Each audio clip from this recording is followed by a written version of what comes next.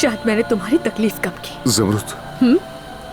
या शायद तुम्हें उस दानिया की कमी महसूस हुई, तुमने मुझे उसकी जगह पर रख दिया। ज़मरुद, सच बताओ अदनान, मुझे देख के तुम्हें उसकी याद आई थी? ऐसे मत कहो। मुझे छुआ था तो उसके बारे में सोचा था तुमने? ज़मरुद बस करो, ज़मरुद बस। क्यों कर रही हो मेरे साथ ऐसा? अब बस भी करो। अगर वो औरत तुम्हारे लिए इतनी अहम थी कि तुमने उसे छुआ, इतनी खास थी कि उसके साथ रहना चाहते थे, तो मुझे उस बारे में क्यों नहीं बताया? तकलीफ होती थी ना तुम्हें? ज़मरुद वो मेरे लिए इतनी अहम नहीं थी कि मैं तुम्हें बताता। मैं तुम्हें यही कह रहा हूँ कि वो मेरे लिए मैटर नहीं करती थी। ठीक है, शायद शुरू में ऐसा होता था, लेकिन वो शायद सिर्फ शुरुआत तक ही था। और फिर जब मैं तुमसे मिला तब मुझे एहसास हुआ कि दानिया के साथ जो कुछ भी था वो मोहब्बत नहीं थी। ज़मरुद, जिस तरह तुम्हें देखा ऐसे किसी को नहीं देखा। किसी के लिए जंग नहीं लड़ी, किसी के लिए तकदीर बदलने की कोशिश नहीं की। ज़मरुद यकीन करो, मैं सिर्फ तुमसे मोहब्बत करता हूँ।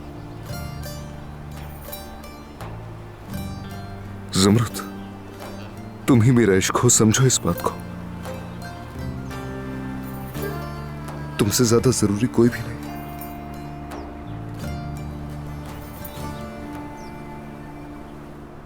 तुम्हें अंदाजा भी है कि तुम क्या कह रही हो?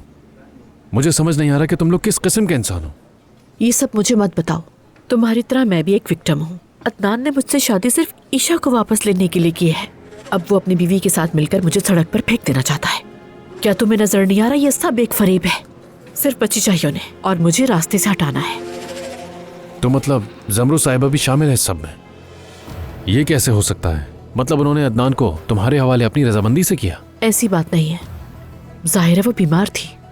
जैसे ही सेहतयाब हुई तो सब जान गई, लेकिन उसने गुस्सा करने के बजाय अपने शौहर का साथ देने का फैसला किया।